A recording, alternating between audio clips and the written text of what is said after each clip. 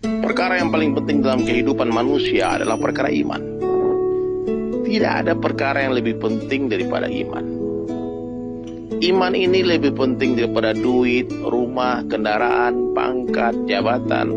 Lebih penting daripada suami, daripada istri, daripada anak, daripada teman-teman. Satu orang mati gak punya duit, Allah gak marah. Mati gak punya rumah, gak masalah. Mati gak punya suami, Allah gak marah. Mati gak punya istri, gak punya anak-anak, gak punya teman, tidak akan mendatangkan murka Allah subhanahu wa ta'ala. Tapi apabila ada satu orang manusia mati tanpa iman, nah itulah masalah. Jadi kita harus sepakati ini.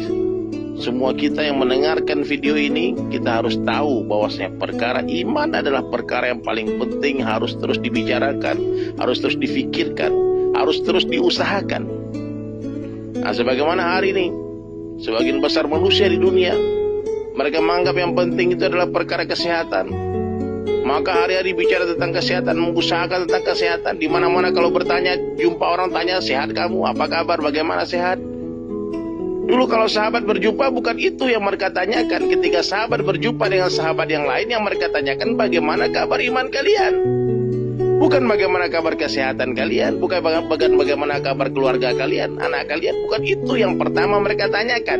Tapi ketika sahabat berjumpa dengan sahabat yang lain, apa yang mereka tanyakan? Bagaimana imanmu? Mari kita beriman sesaat. Mari kita tingkatkan iman kita. Kalau Nabi SAW berjumpa dengan sahabat juga begitu, menanyakan bagaimana imanmu? Apa hakikat, apa bukti kamu beriman? Itu yang Nabi tanyakan. Nah, ini perlu kita perbaiki, sahabat-sahabat SAS dimanapun kalian berada ya. Perlu kita perbaiki. Apa yang kita perbaiki?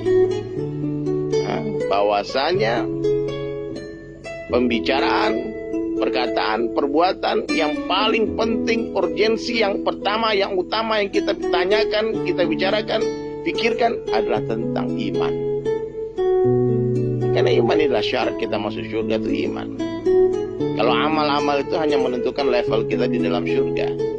Tapi iman yang bercampur dengan kesyirikan, Allah tidak akan terima. Sebagaimana kita tidak mau menerima minyak bercampur dengan air. Sebagaimana kita semua tidak mau menerima beras bercampur dengan pasir. Allah subhanahu wa ta'ala pun tidak akan menerima iman yang bercampur dengan kesyirikan. Terus bagaimana dong? Orang syirik itu bagaimana? Orang syirik bukanlah orang yang tidak percaya kepada Allah. Dia percaya kepada Allah, namun dia sekutukan Allah dengan ghairullah. Menyekutukan Allah dengan selain Allah, itulah syirik. Kalau orang tidak percaya kepada Allah, kafir dia. Jelas dia. Tapi orang yang percaya kepada Allah, namun dia juga percaya kepada ghairullah, dia sekutukan Allah dengan makhluk, inilah musyrik. Orang beriman mutlak yakin sempurna hanya Allah yang berkuasa, selain Allah tidak kuasa. Nah, bisa nggak kita ucapkan hal semacam ini? Allah kuasa, makhluk tak kuasa. Allah yang menciptakan, makhluk diciptakan.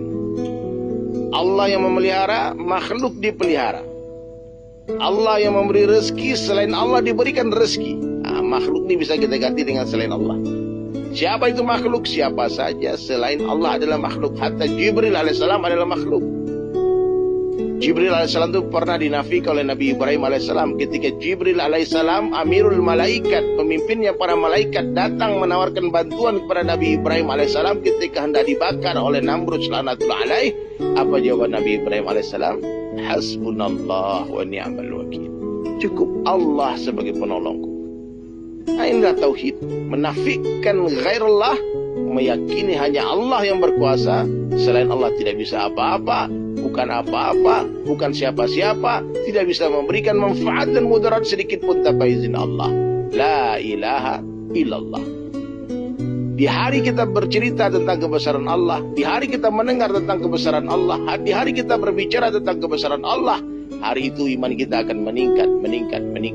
Tapi di hari kita bercerita tentang perkara kebesaran selain Allah, maka hari itulah iman kita akan menurun. Kenapa iman kita turun naik, hadirin sekalian? Karena kita semua tidak istiqomah dalam membicarakan tentang kebesaran Allah. Maka mulai hari ini seluruh sahabatku sekalian, perbaiki lisan. Sebelum kita memperbaiki hati kita, perbaiki lisan kita. Mulai hari ini banyak-banyaklah mengucapkan perkataan yang baik. Apa perkataan yang baik? Dakwah ilallah. Wa man ahsanu qawlan mimman da'a ilallah. Siapakah yang qawlannya, yang perkataannya yang lebih baik daripada orang yang mengajak manusia kepada Allah. Usahakan dalam setiap kalimat, dalam setiap perkataan kita, libatkan Allah subhanahu wa ta'ala. Kalau panas, katakan Allah yang kasih panas. Kalau dingin, katakan Allah yang kasih dingin. Kalau berjumpa, katakan Allah yang jumpakan kita. Kalau berpisah, katakan Allah yang pisahkan kita. Allah yang menghidupkan kita, Allah yang mematikan kita. Selain Allah tidak bisa apa-apa, tidak bisa menghidupkan, tidak bisa mematikan. La ilaha illallah. Libatkan Allah. Kita tidak duduk namun didudukkan oleh Allah. Kita tidak hidup namun dihidupkan oleh Allah. Kita tidak mati tapi dimatikan oleh Allah. Kita tidak berjalan namun diperjalankan oleh Allah. La ilaha illallah.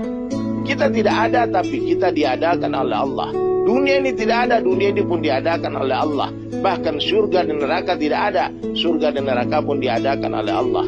Allah subhanahu wa ta'ala itu ada sebelum seluruh makhluknya ada. Dan Allah subhanahu wa ta'ala akan tetap ada setelah seluruh makhluknya sudah tidak ada. Seandainya seluruh makhluk sepakat mengatakan Allah tidak ada, Allah subhanahu wa ta'ala akan tetap ada.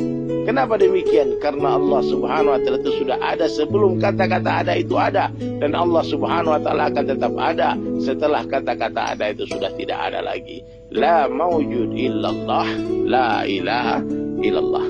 Renungkan muzakarah singkat ini. Penuhi hati dengan kebesaran Allah. Ingat, hati seperti singgasana. Siapa saja yang dulu di sana akan menjadi raja. Siapa yang tidak mau menghambakan dirinya kepada Allah, dia pasti akan menjadi hamba selain Allah. Siapa yang tidak mau menghambakan diri kepada Allah, maka dia akan menjadi hamba selain Allah.